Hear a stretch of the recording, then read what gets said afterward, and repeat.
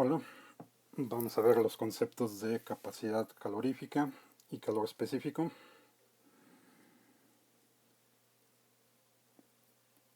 Vamos a considerar primero este sistema sencillo, un recipiente con agua. Si le añadimos energía al sistema y macroscópicamente no cambia su energía cinética ni su energía potencial, entonces esa energía que le estamos añadiendo se va en cambiar la energía interna del sistema. Y eso resulta en un cambio de temperatura siempre que no haya un cambio de fase. Es decir, macroscópicamente no está cambiando la energía del sistema, no está cambiando su energía cinética ni su energía potencial, no lo estamos sacando de su posición de equilibrio, pero internamente las moléculas que constituyen el sistema sí están cambiando su energía, si es que le estamos proporcionando energía al sistema. Y eso se traduce en un cambio de temperatura. Joule de hecho estudió estos cambios, esta relación entre la energía proporcionada a un sistema y su aumento en la temperatura, con un dispositivo parecido a este. Entonces, en un recipiente grande de agua, con agua, puso unas paletas que mediante un sistema de poleas eran tiradas por caballos. Entonces, las paletas agitaban acá vigorosamente el agua y eso producía un aumento en la temperatura del agua. Se podía medir aquí poniendo un termómetro. Entonces, Jules fue el primero en relacionar el trabajo hecho con un sistema, sobre un sistema, con el aumento de su temperatura, si es que ese trabajo se va en aumentar la energía interna del sistema, no en cambiar su energía macroscópicamente. Bueno, y de ahí tenemos la definición de caloría,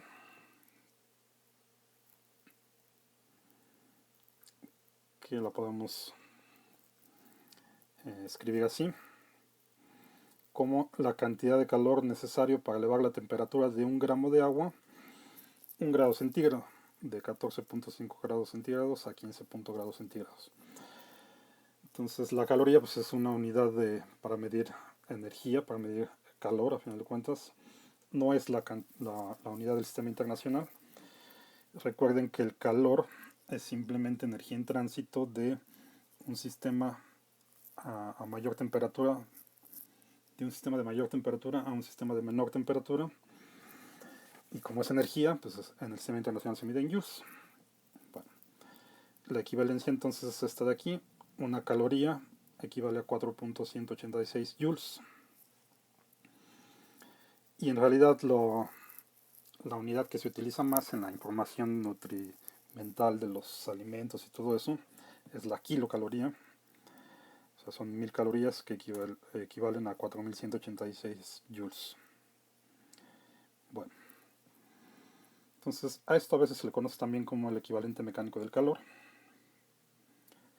Simplemente recordemos que el calor es energía en tránsito y por lo tanto lo medimos en joules.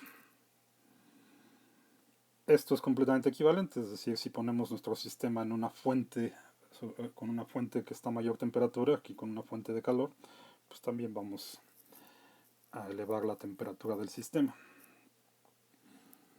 Ahora, si hay un cambio de fase, entonces no importa si le siguen metiendo calor, ya no cambia la temperatura.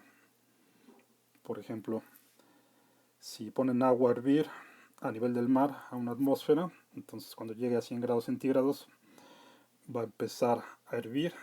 En ese momento comienza el cambio de fase de líquidos a gas. Y si dejan el recipiente ahí en la estufa, entonces después de un cierto tiempo pues se va a evaporar todo el agua. Pero mientras eso sucede, la temperatura no va a cambiar de 100 grados.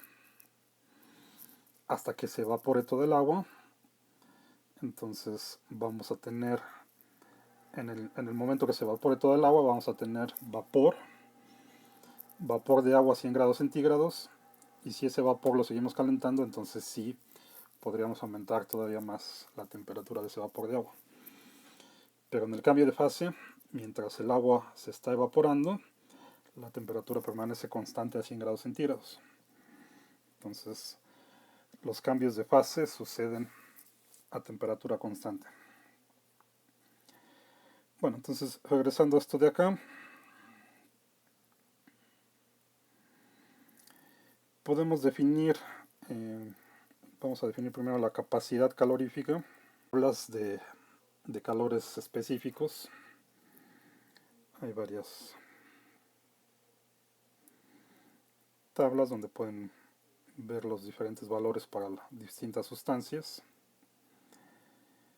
Por ejemplo, aquí debemos de tener una. Acá está.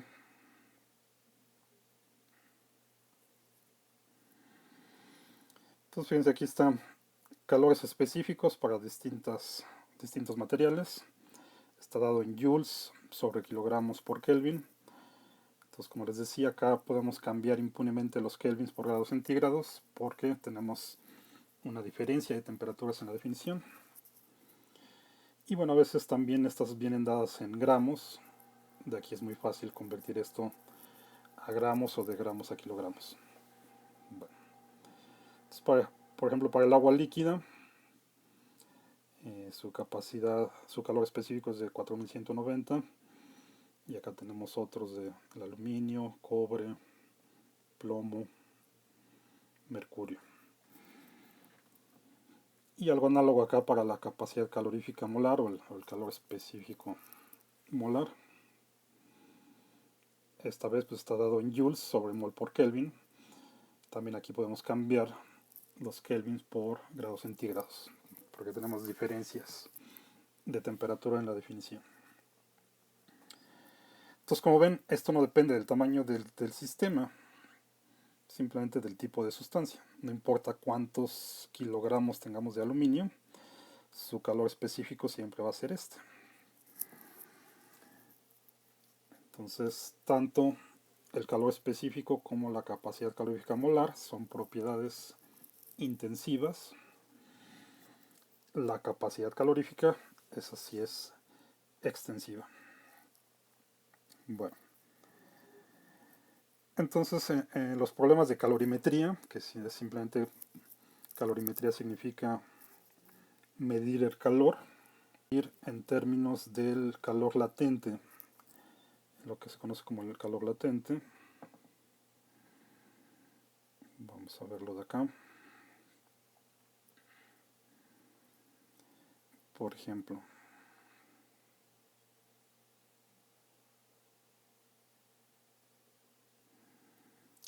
esto que tenemos aquí, fíjense. Para convertir 1 kilogramo de hielo a 0 grados centígrados en 1 kilogramo de agua líquida a 0 grados centígrados y presión de una atmósfera, hay que proporcionarle 3.34 por 10 a la 5 joules de calor. Esto se puede calcular. Entonces aquí tenemos un cambio de fase de sólido a líquido, donde todo el sólido que tenemos se convierte en líquido. Todo el hielo que teníamos lo convertimos en líquido. Y todo ese cambio de fase sucede a 0 grados centígrados. Entonces, para derretir todo ese hielo, todo ese kilogramo de hielo, necesitamos esta cantidad de energía. Hay que meterle esa cantidad de calor.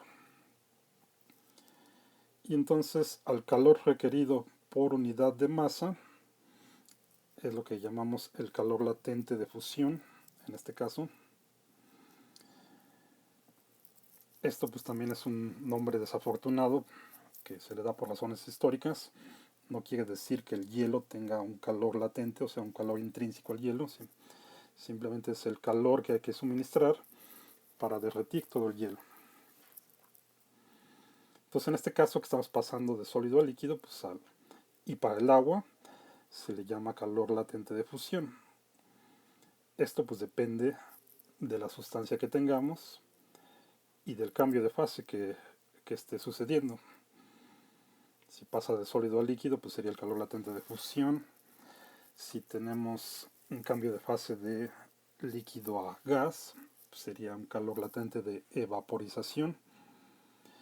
Y si tenemos un cambio de sólido a gas, tendríamos un calor latente de sublimación, y así para todos los cambios de fase. Entonces, para el agua, el calor latente de fusión es este que está acá, 3.34 por 10 a la 5 joules por kilogramo. Y entonces en las ecuaciones de calorimetría, si tenemos un cambio de fase, hay que escribirlo de esta forma. Es decir, el calor que entra ahí va a ser la masa de la sustancia que está cambiando de fase por el calor latente que tengamos según el cambio de fase. Y aquí también es importante considerar el signo, por ejemplo. En este caso, si estamos derritiendo el hielo, estamos pasando de sólido a líquido, hay que proporcionarle calor, y entonces esto va a ser positivo, pero podemos tener también el proceso inverso. Si queremos pasar ahora de líquido a sólido, si queremos congelar el agua, entonces hay que quitarle energía al agua, hay que enfriarla, y para eso pues hay que quitarle calor, y entonces en este caso va a ser negativo.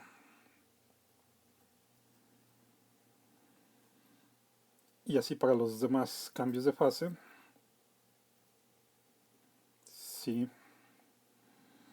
si hay que proporcionar la energía al sistema para que se realice el cambio de fase, por ejemplo, de sólido a líquido, de líquido a gas, de sólido a gas, en todos esos tres casos, esto sería positivo,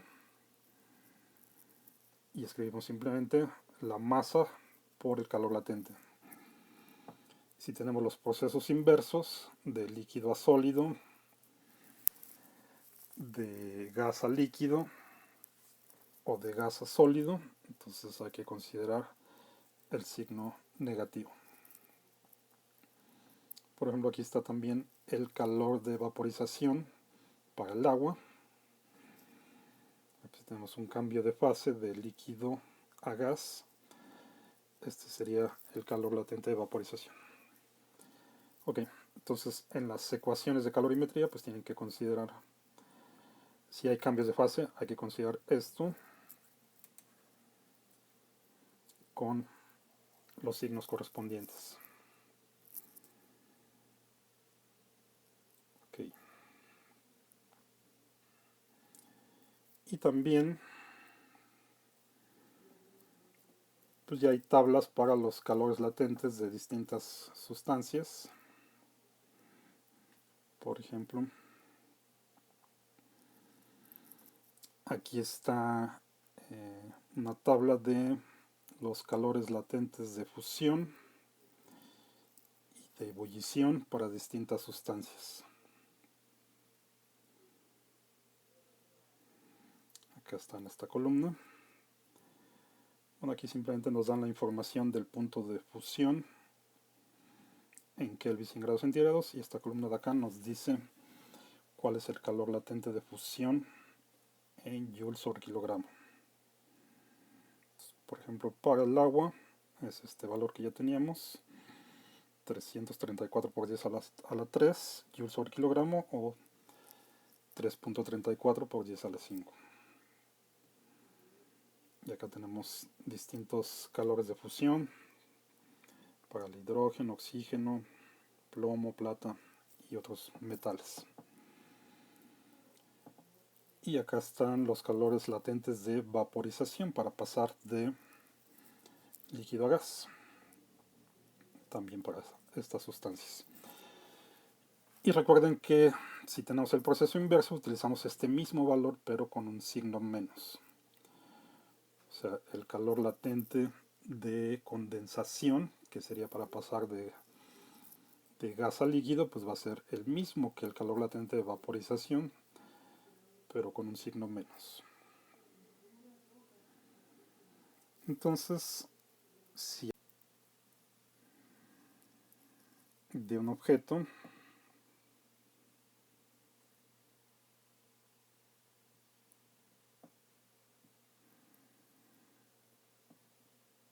simplemente como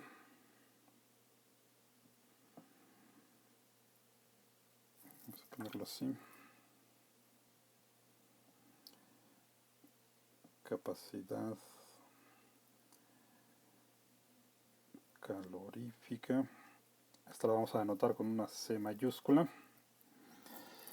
Es simplemente la energía que hay que proporcionarle al objeto o al sistema para aumentar su temperatura en 1 grado centígrado. Es decir, si le proporcionamos una cantidad de calor Q y eso produce un cambio de temperatura delta T, entonces vamos a definir la capacidad calorífica C simplemente como Q entre delta T. Es justo la cantidad de calor que hay que suministrarle para cambiar su temperatura una cantidad delta T. Y esto lo podemos ver como la forma finita de la definición de capacidad calorífica. También lo podemos escribir en forma infinitesimal o en forma diferencial.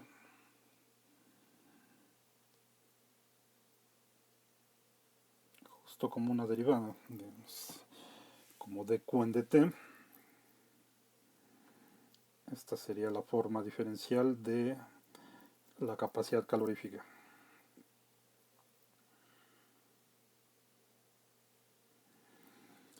Bueno, y como en el ejemplo del experimento de Joule, podemos pensar entonces también en la cantidad de calor necesario para cambiar la temperatura de una sustancia, una cantidad delta T, por cantidad de sustancia. Es decir, podemos definir una capacidad calorífica por masa, por unidad de masa, y a eso le llamamos la capacidad calorífica. Es una propiedad extensiva porque depende de cuánta masa tengamos, de lo que estamos hablando. Mientras mayor sea la masa, pues mayor energía hay que suministrarle para producir un cambio de temperatura. En cambio, pueden lo que entonces aquí nuestra ecuación para el calor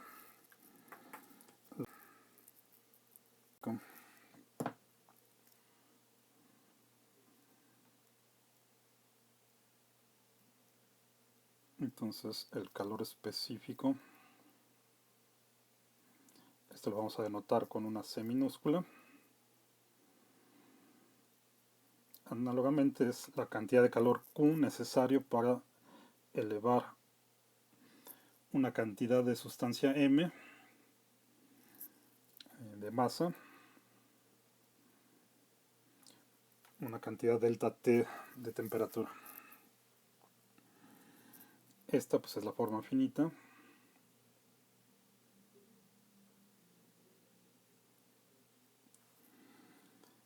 Y la forma diferencial pues es simplemente escribiendo 1 entre M por dq en dt.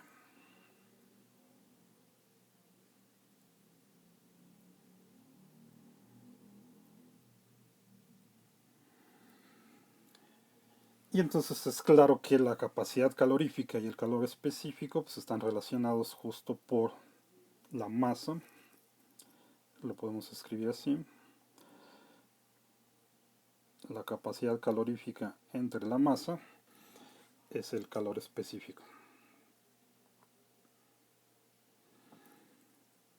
De aquí podemos ver que las unidades de calor específico pues van a ser joules entre kilogramo por kelvins en el sistema internacional.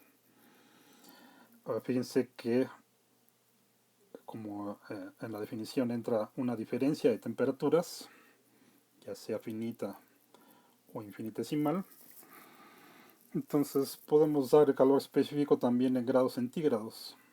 Ahorita vamos a ver las tablas.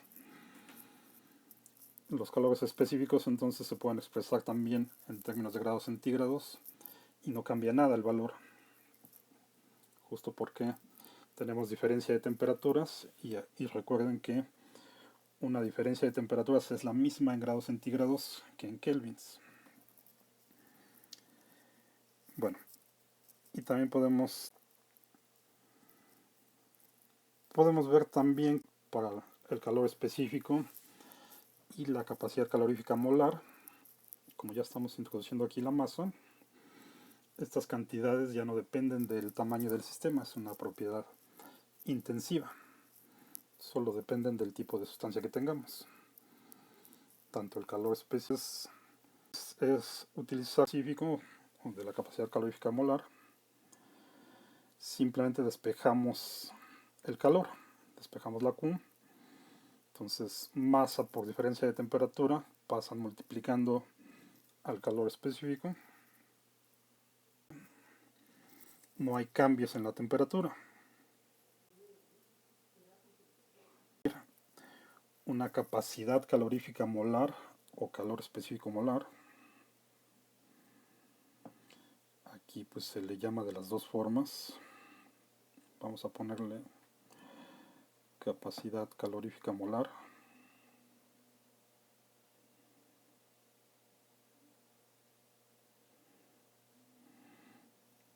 Este también la denotamos con una C mayúscula. Entonces no la confundan con la capacidad calorífica, que no tiene esta parte de molar. Simplemente la definición es análoga a la de calor específico, pero en lugar de poner la masa ponemos el número de moles N. Entonces lo podemos ver como la cantidad de calor necesaria para elevar la temperatura de N número de moles en delta T. Esta es la forma finita.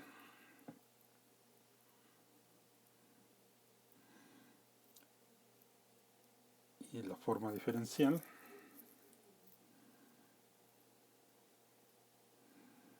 sería 1 entre N por dQ en dt.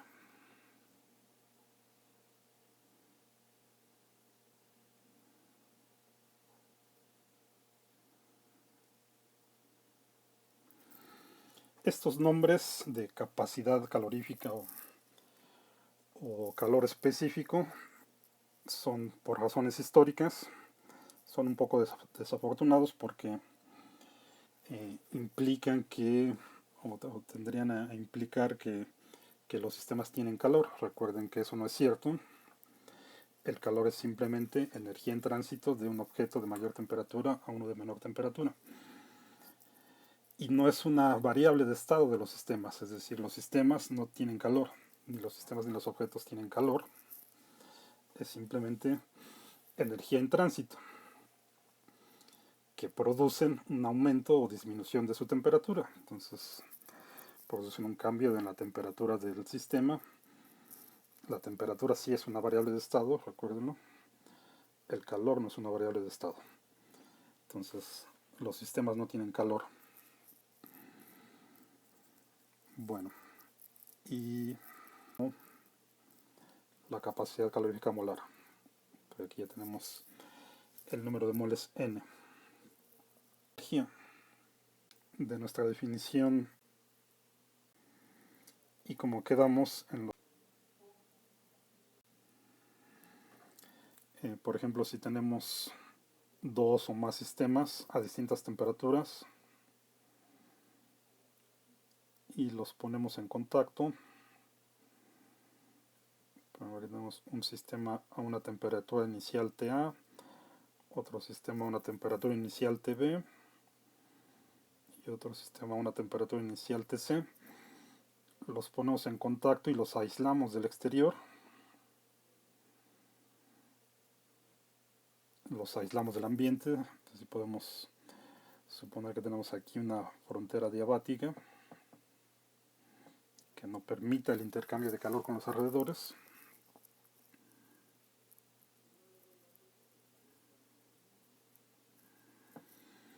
Entonces, eventualmente, los sistemas van a alcanzar el equilibrio térmico y van a tener una temperatura final común.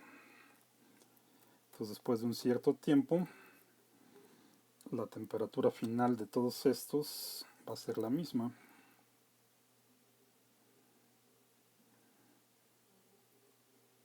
podemos poner así. Temperatura final del sistema A es igual a la temperatura final del sistema B igual a la temperatura final del sistema C. Entonces, por ejemplo, si conocemos las masas y los calores específicos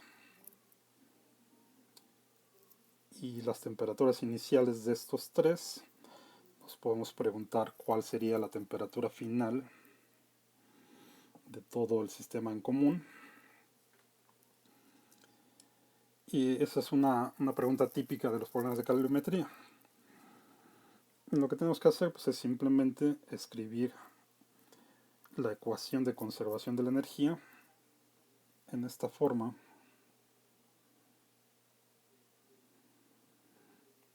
La suma de los calores de cada uno. Y aquí pues esto lo estoy diciendo coloquialmente. Recuerden que los sistemas no tienen calor, pero como inicialmente tienen distintas temperaturas, entonces la energía va a fluir de los que tengan mayor temperatura a los de menor temperatura hasta que todos alcanzan equilibrio térmico. Entonces podemos decir que la energía que pierde un sistema pues la gana el otro, o el calor que pierde un sistema lo gana el otro. Como la energía se conserva en este sistema cerrado, entonces podemos escribirlo en términos del calor. Entonces decimos coloquialmente que la suma de los calores de cada sistema pues tiene que dar 0, porque lo que pierde uno lo gana el otro.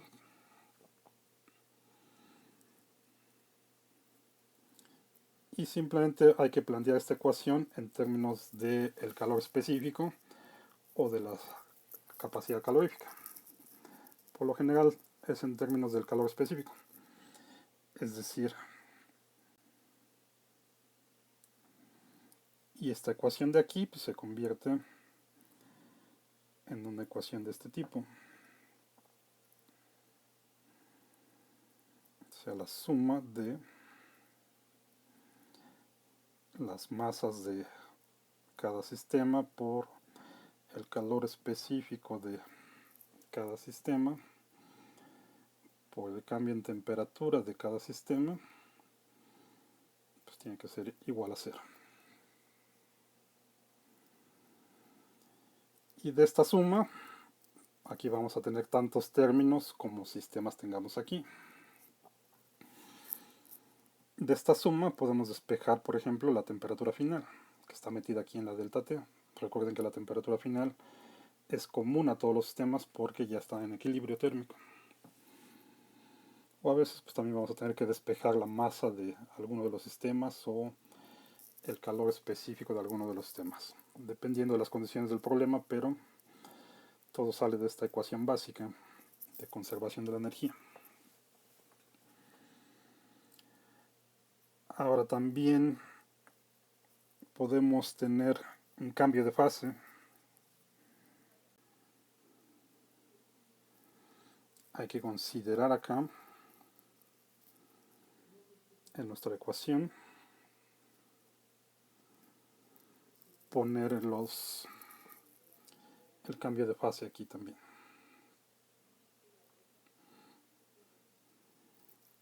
Entonces en general aquí habría que añadirle también el calor latente, la masa por el calor latente.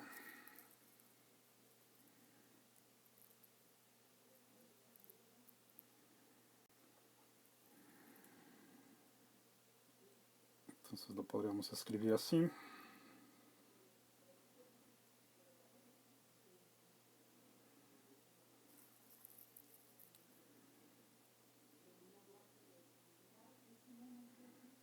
Como la suma de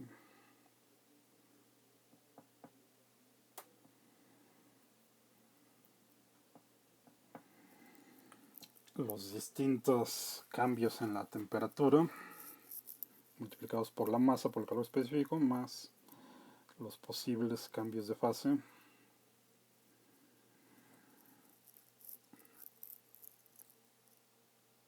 Todo esto es igual a 0. Ok, espero que esto les haya ayudado. Hasta luego.